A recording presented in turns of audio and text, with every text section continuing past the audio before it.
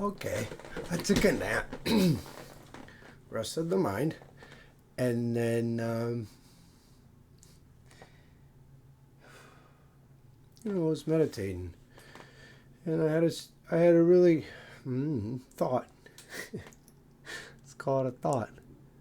Um, an empty promise will come home. An empty promise will come home. It's pretty profound. Um,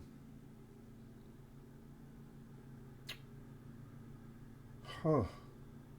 An empty promise will come home. You know how this stuff works is I don't know where the hell that came from. But to process it, let's think through that on how it applies to emotions. If you promise somebody and give them great hope, then you're creating darkness in that relationship, that connection, energy bond between people, which, individually we're one drop. But as a collection, we can make tides of change. I got a bright light. Come join me and my light gets brighter. An empty promise will come home.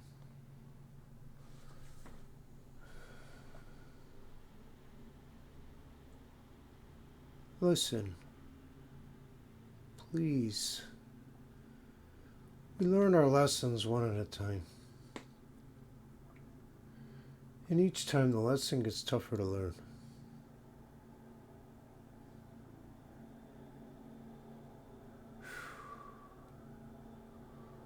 World War I was hard.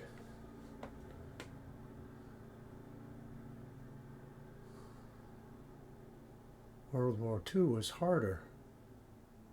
I wasn't there.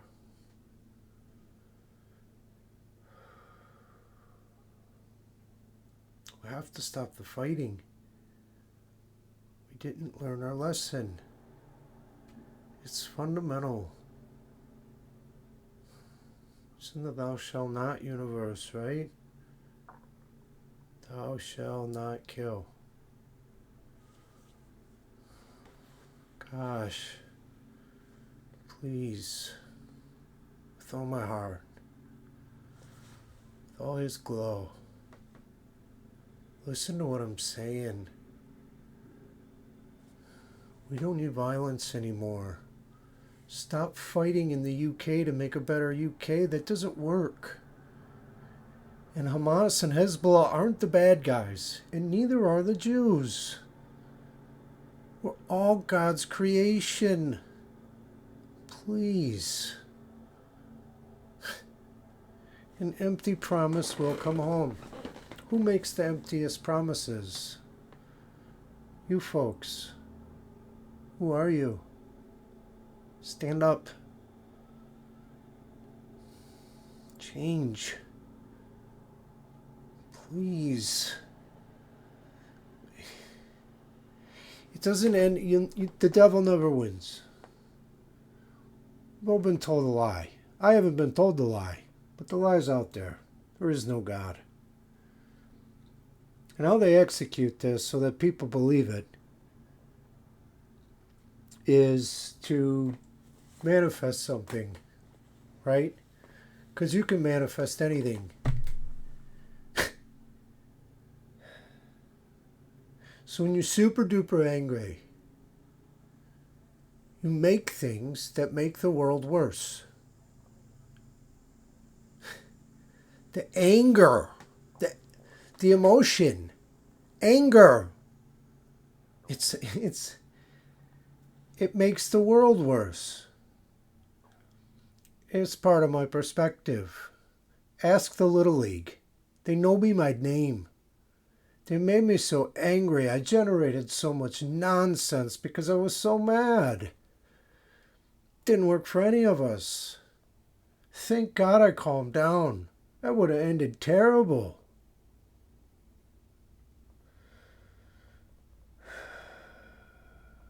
More recently, my anger. I made some crazy stuff. 'Cause I was so mad. It didn't work. But it's the easy way. Because to harness happiness and generate it means you have to master your emotions. And like my man Devin said, that's scary. He said, you remember your past lives, but that's not in your brain registry. So you don't feel it, you know. You don't have to worry. If there is past lives, I don't know. But the only thing stored in your brain is the stuff that you receive. So that's the only electrical energy you got to handle.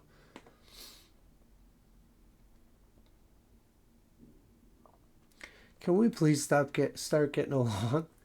Please. The borders.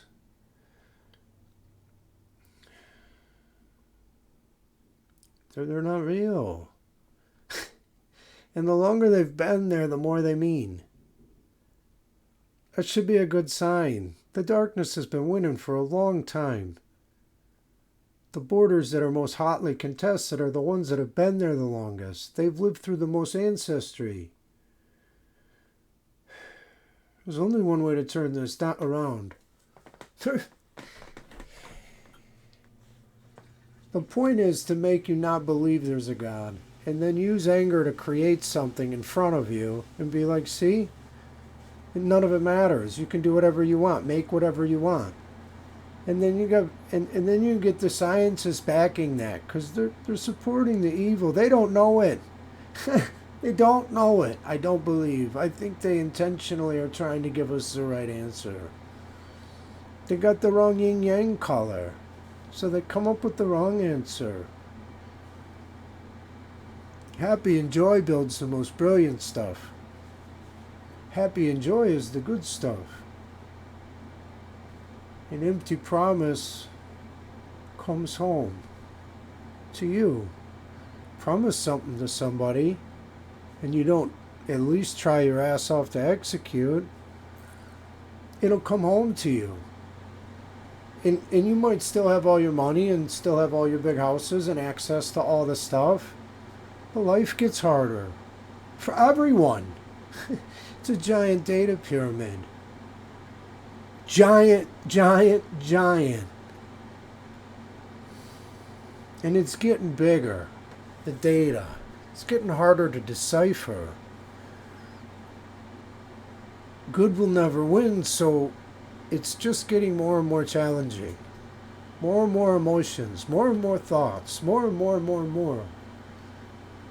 The world won't end until we solve the equation, and that's through enlightenment. I promise. An empty promise will come home. I'm promising that to you. And I don't plan on it coming home. I want it to come to your home. My happiness. I know I'm preaching right now. I'm animated. And I touched on anger about the Little League. Maybe I got more processing to do yet. Please.